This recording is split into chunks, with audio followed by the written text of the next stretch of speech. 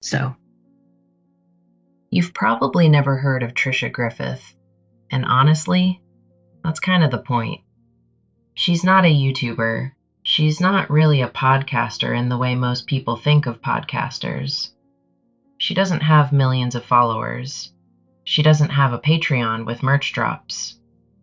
But she has been sitting at the center of online true crime longer than most of the people you actually do know about have even had internet access.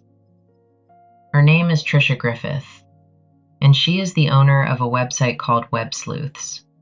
Now, if you're new here and you don't know what Web Sleuths is, it's a forum, an online message board where hundreds of thousands of people gather to discuss true crime cases, unsolved murders, missing persons, cold cases, trials. It's basically what Reddit's true crime communities are now, except it existed before most of those people knew what a forum was. And for a long time, Tricia Griffith was considered something like royalty in this space. The OG. Some people literally called her the Godmother of True Crime. But here's what I've learned doing this kind of content.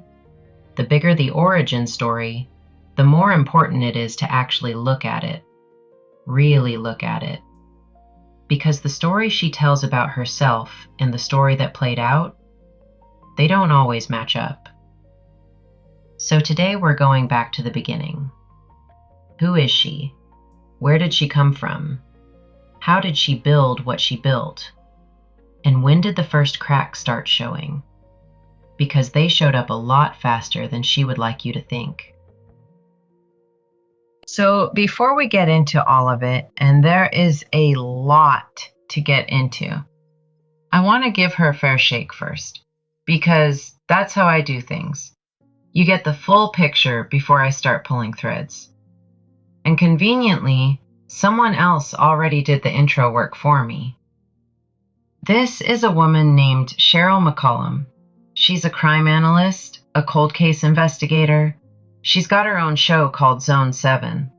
And in July of 2023, she had Tricia on as a guest. Now, Cheryl is a fan, like a big fan. So I want you to listen to how she sets this up. A lot of times people will even ask me, well, how do I get involved in solving a cold case if I'm not in law enforcement in any way? And I always tell them the same thing. There is a group of people, and it is the number one civilian solving group that I know of. It is a community like no other, and that is Web Sleuths.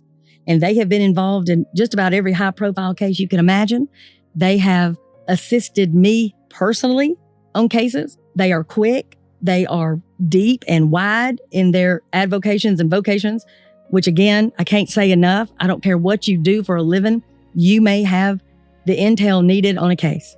So tonight, you are going to hear from Tricia Griffith, who started Web Sleuths. And when she took this thing over, y'all, I think there was about 100 people involved, which is a ton of people. And 100 people can get a whole lot done on a case when you've got people researching, making phone calls, reading from the archives of old newspapers. But I think today, she's got about 130,000 volunteers. So when I called her recently, because I had a print from a crime scene, from a shoe that I could not identify, I gave it to Tricia.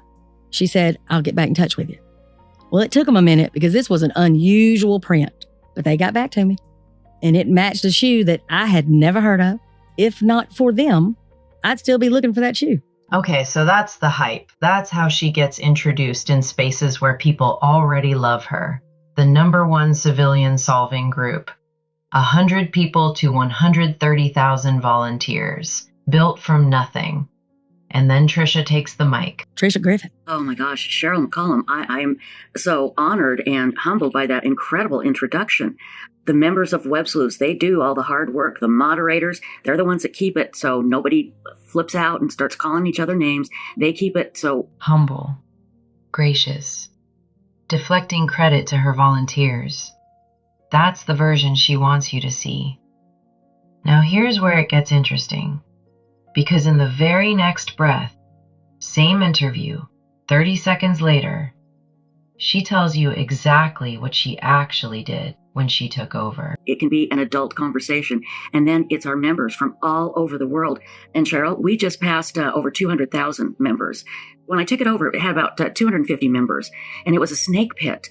I went on there, and it was everybody threatening each other. So what we did is we kicked out the troublemakers, and we tightened the rules, and we kept kicking out troublemakers and tightening the rules. We did this for several years, and then in 2008, we decided to go snake pit, kicked out troublemakers, tightened the rules. Now she says that like it's a badge of honor. And some of it probably was necessary. You buy a forum that's toxic, you clean it up. I get that. But here's what I want you to hold on to. Because the people who were already there, the long-term members who had been on that forum since before she ever showed up, they described that same event very differently. They weren't troublemakers. A lot of them were the people who built that community. And they got shown the door anyway. No explanation, no warning, just gone.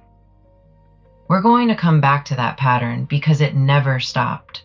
But first, let me finish giving you her version of events, because the next part is important. Go all the way. We really tightened the rules. A lot of people left, and I thought, oh my God, I've made a mistake. And we made the rules like no rumors. You couldn't bring things over from social media, unless you had a backup link to the police confirming it or a mainstream media source confirming it, things like that. And everybody said, Web Sleuths is going to fail.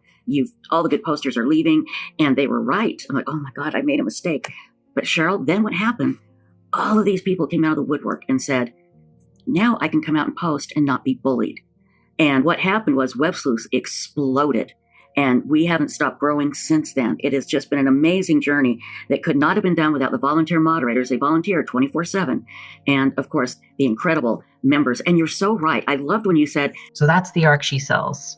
Chaos to order, snake pit to community, 100 members to 200,000. And honestly, as a branding story, it's pretty good. It's clean. It's compelling. Former radio DJ finds her purpose, builds something meaningful, helps solve cases, gets on TV.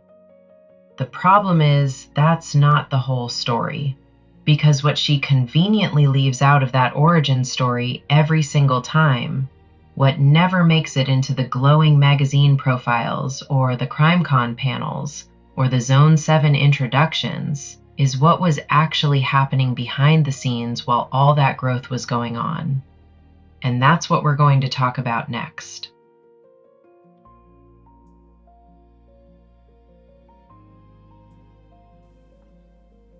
there's several.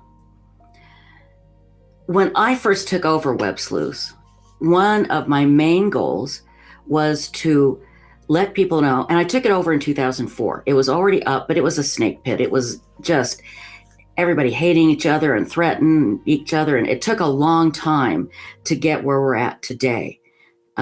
We changed the rules in 2008. It was really tightened them up.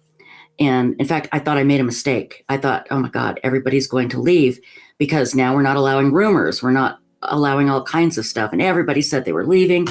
But what happened was in 2008, when we tightened the rules, people started coming out of the woodwork and saying, oh my gosh, I can post here and not be bullied. And that, with the Casey Anthony case, that is, those two things together is what created the Web Sleuths that we have today. Hostile, toxic, full of infighting and name-calling. Her version of events is that she swooped in, cleaned it up, and turned it into something legitimate. And listen, in some ways, she did. The forum did grow. By her own account, the day after she bought it, she banned over 100 people. Just gone. No explanation required. Which, okay, cleaning up a toxic forum, I get it. But here's what the people who were already there said about it. And this is where the first version of the story starts getting complicated.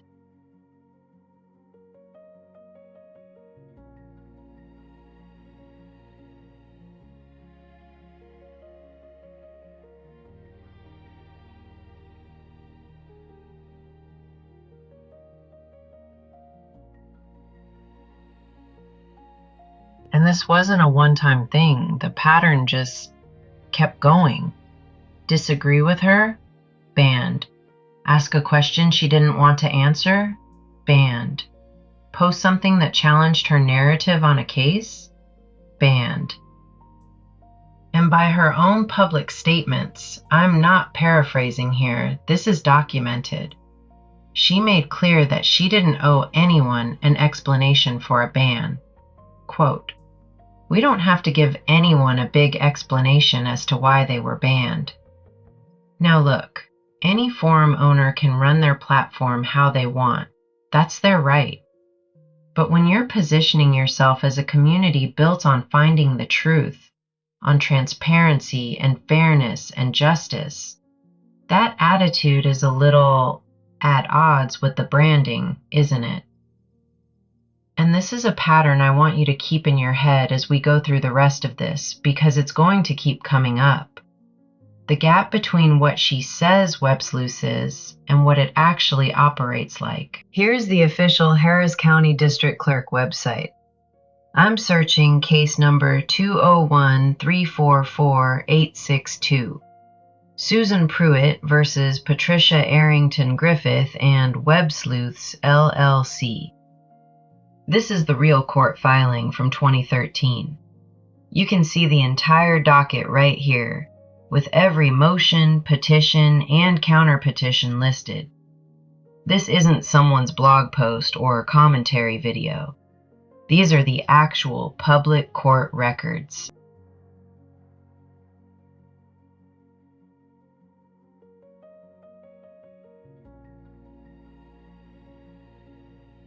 But here's the thing that nobody can explain away.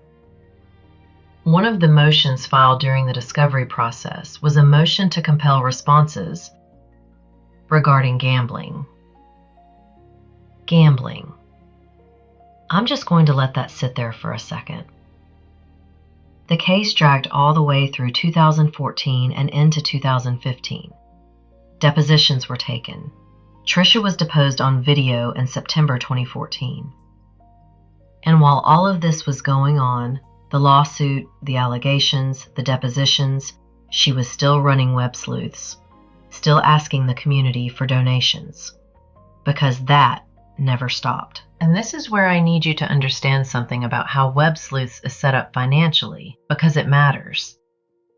Web Sleuths is a for-profit LLC. It runs advertising. It has hundreds of thousands of registered members. It has partnerships. At various points, it's had media deals, TV collaborations, podcast sponsorships. This is not a nonprofit. This is not a charity. This is a business. And yet, for years, Tricia has periodically posted messages to her forum members asking them to donate money to keep the site running, directly to her personal accounts. We're talking Venmo, Cash App, Zelle, to accounts in her name.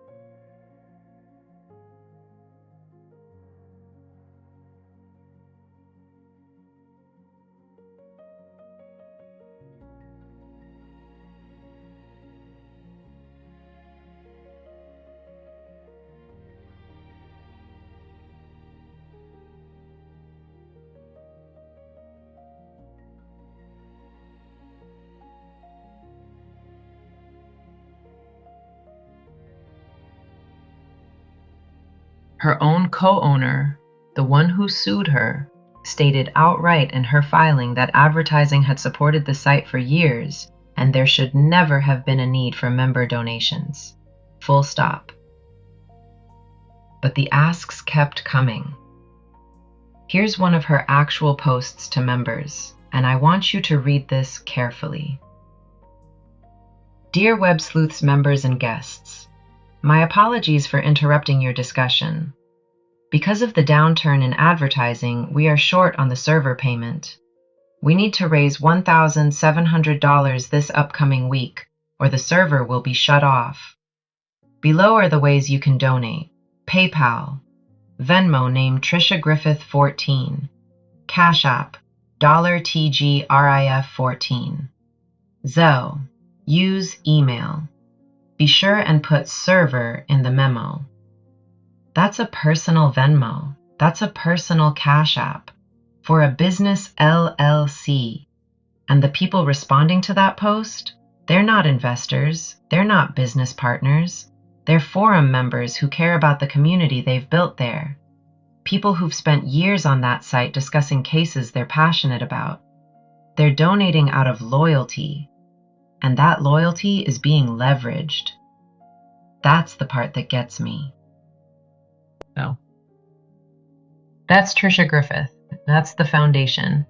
Former radio DJ. Bought a forum for $1,500. Built it into one of the largest true crime communities on the internet. Got called the Godmother of True Crime. Got featured on A&E and MSNBC and HLN. Spoke at CrimeCon. Had a lawsuit filed against her by her own co-owner involving financial mismanagement and a gambling reference buried in court filings, and has been asking her members to Venmo her money for years. That's just the beginning. Because what I haven't gotten into yet is how she operates on social media, how she handles criticism. What happens when someone she doesn't like starts getting attention in this space?